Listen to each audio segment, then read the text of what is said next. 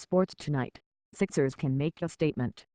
If matching up with the Golden State Warriors becomes a concern again, that would be great because it means the Sixers will be in the 2018 NBA Finals.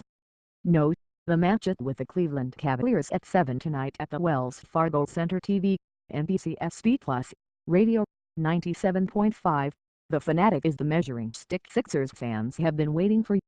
Cleveland has LeBron James and is the three-time reigning Eastern Conference champion. It's likely that any team with designs on making serious noise come the playoffs is going to have to find a way to overcome the Cavaliers in a 7-game series. This is the first of 4 meetings between Cleveland and the Sixers, so this will hardly be the final say.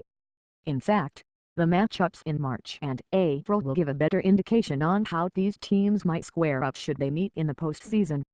Still, in something that can be as influenced by psychological factors as much as sports can be, it's never too soon for the up-and-comer to show it can bark with the big dog in the neighborhood. The Sixers 11-7 have the 8th best record in the NBA thus far, but they are just 2-5 against teams that currently have better winning percentages than they do. The young Sixers are playing with a lot of confidence. The victory in the first matchup with Cleveland could provide an additional boost as they push forward. Also tonight, the struggling Flyers will try to break out of their funk in Pittsburgh at 7 TV, NBCSP, Radio, 93.3 WMMR. Status in AFC playoff race at stake. This is the time of the season when many games result in teams keeping their postseason hopes alive or starting to think seriously about next year. That's basically the case for the Houston Texans. Then they play the Baltimore Ravens on Monday Night Football at 8:30 on ESPN. Houston 4-6 has 4 teams ahead of it in the race for the final AFC wildcard bid, and a loss will solidify the narrative that things might be different had standout rookie quarterback Deshaun Watson not suffered a season-ending injury just as he was finding his stride. The Ravens 5-5 have overcome a ton of early season injuries to stay in the hunt. A win would put them in a tight for the 6th playoff seed just as they are getting healthy. What I'm reading. The Eagles are talking up the insane numbers being put up by quarterback Carson Wentz, but staff writer Paul Domowitch puts them in historical perspective. Perhaps the most amazing thing about the Eagles crushing the Bears, 31-3, is the Birds fumbled the ball 4 times. Staff writer LeBron writes that negative in an overwhelmingly positive game did not go unnoticed by the Eagles. Next up for the Eagles is a game at Seattle on Sunday night. Larry Stone of the Seattle Times writes the Seahawks got a nice win over San Francisco, but things get tougher starting with the Eagles. With all the information so readily available on the web, John Adams at USA Today wonders how Tennessee Athletic Director John Currie got blindsided by the backlash. In Las Vegas, the point spread isn't listed for entertainment purposes only.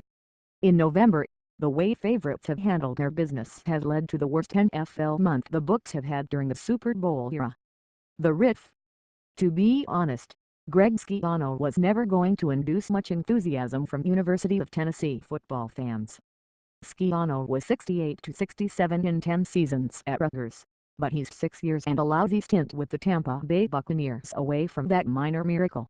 Still, Tennessee could have sold Schiano on his merits as defensive coordinator at Ohio State were it not for his connection with Penn State and one of the darkest scandals in the history of college football. The evidence that Schiano, then a young assistant at Penn State, knew about former Penn State defensive coordinator and convicted pedophile Jerry Sandusky's abuse of boys is denied, second-hand circumstantial evidence at best, but it was enough for Volunteer Nation, from students to state congressional representatives, to launch the massive social media campaign to squash his impending hiring on Sunday. Considering the Tennessee Athletic Department had recently settled a lawsuit concerning the handling of sexual assault allegations against student athletes for $2.8 million, it's hard to contemplate how administrators thought they could hire Schiano with a strong wave of backlash. Is that fair to Schiano given the questions concerning the only piece of hearsay evidence against him? Probably not, but it is a sign of the times. Today's schedule. TV/radio. NFL Texans at Ravens, 8:15 p.m. ESPN. NHL Flyers at Penguins, 7 p.m.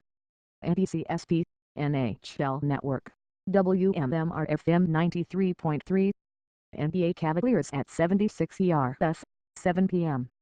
NBCSP Plus, WPN FM 97.5 Mavericks at Spurs, 8:30 p.m. NBA TV.